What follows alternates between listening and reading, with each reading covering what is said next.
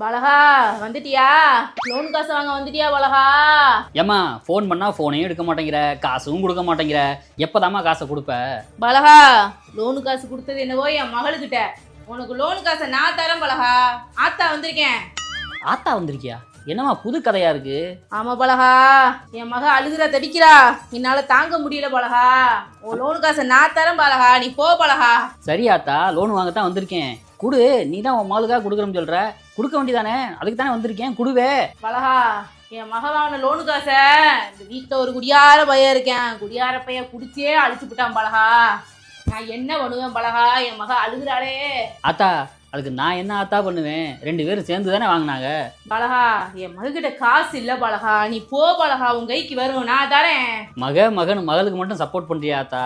மயன் இத்தனை நாளா காசு கேட்டு லோன்னு அலையிறனே, மயனுக்கு கொஞ்சம் சப்போர்ட் பண்றியா ஆத்தா? திரும்பி நின்று சிரிக்காதாத்தா? இங்க பார்த்து பதில் சொல்லாத்தா. உன் கைக்கு காசு வரும் பலகா, இது வாடகை வீடு பலகா.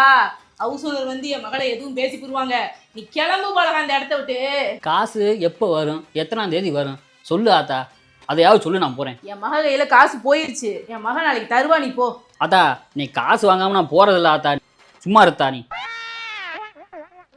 ஹலோ, நீ காசு வாங்க முடியல, ஆத்தா வந்திருக்கு. நீ பக்கத்துல இருக்க மாரியம்மங்களுக்கு போய் 90 வாங்கிட்டு பூசாரி கூட்டிட்டு வா. மறந்துடாம வர்ற வழியில அந்த வேப்ப மரத்தை கொலை உடைச்சிட்டு வா. நீ காசு எப்படி ஆத்தாட வாங்குறேன்னு மட்டும் பாரு. பூசாரி வராப்ல ஆத்தா, காசு வாங்கிட்டு தான் போவேன் இன்னைக்கு. எங்கிட்ட சொல்லி தொலைஞ்சிக்கலாமல மாகாளி